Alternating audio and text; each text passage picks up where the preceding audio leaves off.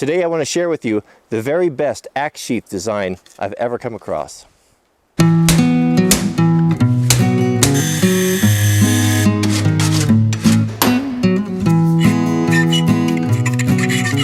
So what's the big deal, you say? What's the big deal? What makes one axe sheath better than another? Well, the thing is, those of us who have more than one axe, and I can tell you there's a lot of us out there, typically have a lot more axes than sheaths. The sheaths are not as fun to build or put together, I think, as the axes, and they kind of get neglected. And when you go to the trouble of putting a razor sharp edge on an axe, not only is it dangerous not having a sheath, but the chance of it getting dinged up is just really high. I end up kind of using makeshift sheaths and trading them around, but the problem with most leather sheaths is that they're not interchangeable.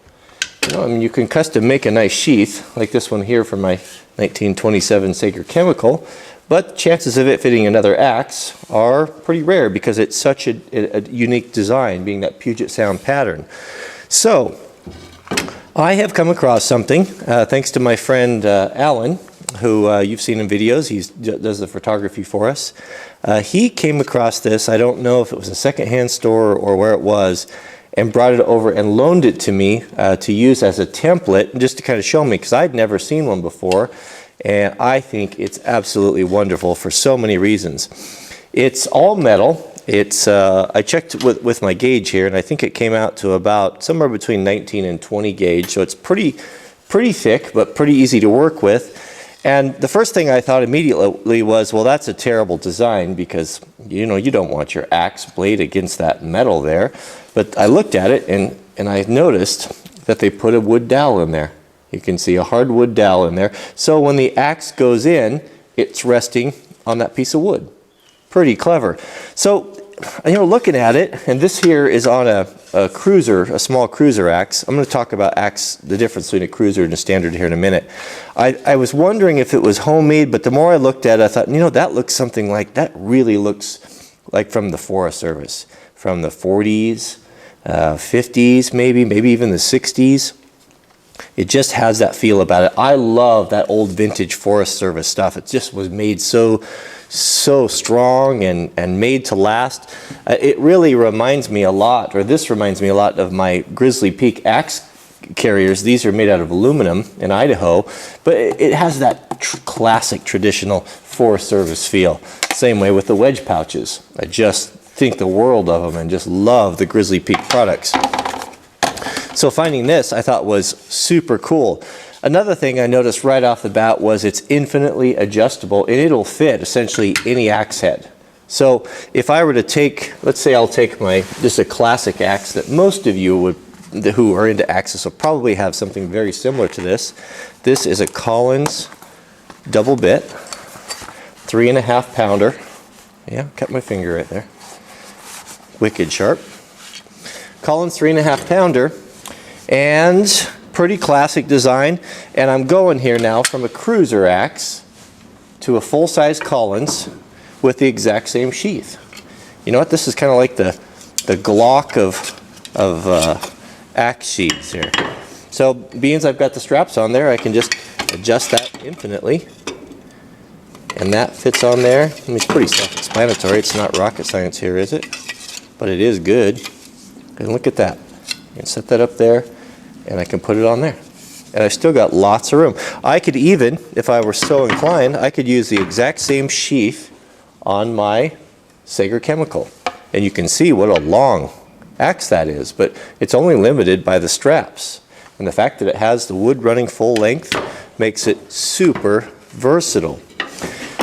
So, a little bit on axes here. There's two axes that you want to have if you're really getting into it. If you're really getting into it, you want a good American felling axe, of course, and you want a good single-bitted axe like this, which is going to be a Collins or a Sager, 3.5 pounds or so. The one that you probably don't have, and which is really rare and getting more rare all the time, is a small cruiser axe. You can see right there, there's a classic 2.5 pound plum cruiser axe. Just a beautiful, beautiful tool right here, probably with its original handle. This would have been very comparable to the Collins. Here's one that I have that I've been saving that I'll be making axe head. This is more of a classic kind of an Eastern, Midwestern pattern. This is a more Western style right here, a little flatter on the top, but they're both classic cruiser's axes. Smaller, 2.5 pounds, somewhere in there.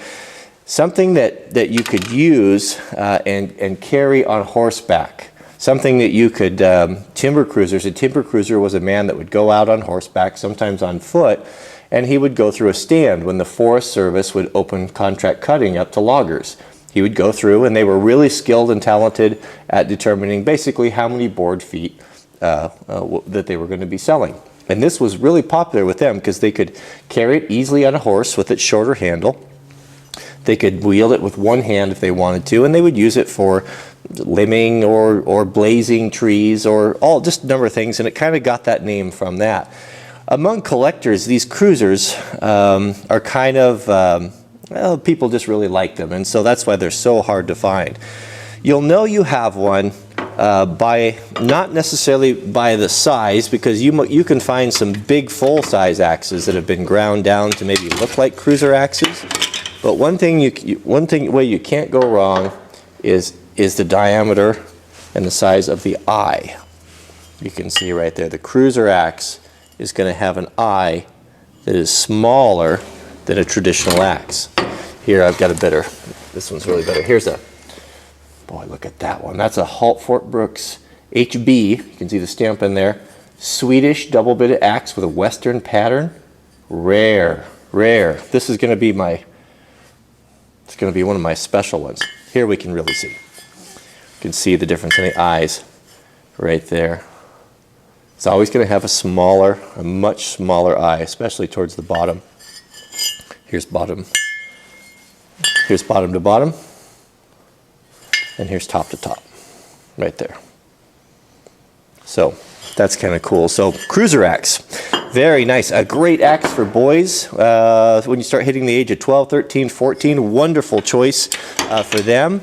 And I'll tell you what, I enjoy having one. And what I find that when I get tired of swinging a 3.5, 4 pound axe, because I do get tired pretty quick because I'm not used to it, I'll grab one of these and I can finish the job up. And you know, it's like, I guess it's like a training wheel axe type of thing.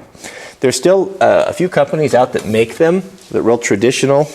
You're not going to get the quality. You know, sorry to say. You know, here's a perfect example right here of a brand new cruiser axe that you can get pretty affordably.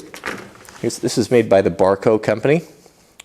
You can see wears safety glasses on there. It's probably not super old. I don't know the exact price on this, but kind of a budget handle, not a great handle. You know, this particular one is covered with varnish. They all are going to be. You know why they put varnish on these handles? They put varnish on the handles because in shipping, you know, they may be shipping in rainy weather. They may be shipping in dirty environments. Who knows what? People are going to be handling them at the store and touching them, and they get dirty and greasy. You know, the wood handle, if it's untreated, starts to absorb, you know, all of those things.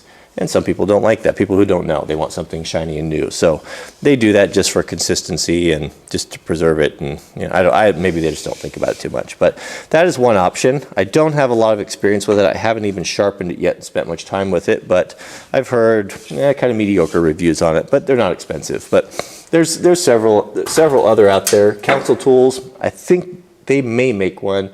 Not sure about that. What else did I want to share with you?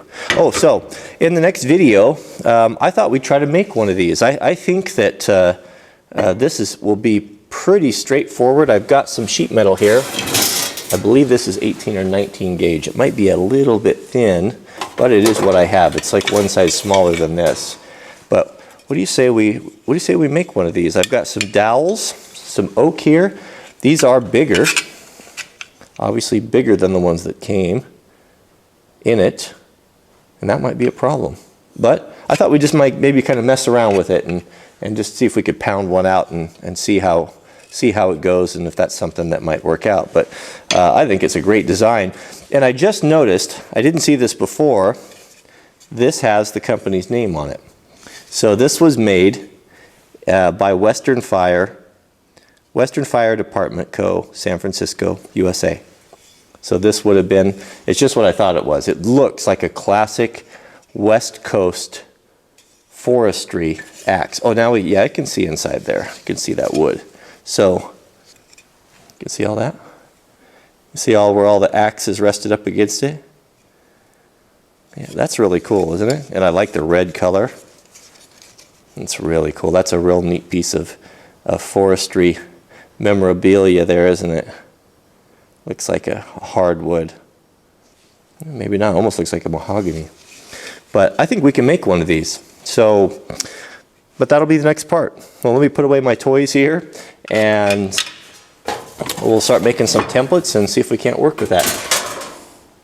I about cut my thumb off with my crosscut saw. That's another story, but that's it. We'll see you guys on the next video. I'm guessing you'd like to see this thing built. Well, you're in luck, because part 2 is right there. Click on the picture and it'll take you directly over there. I've also got some good news for you guys that are watching mobile.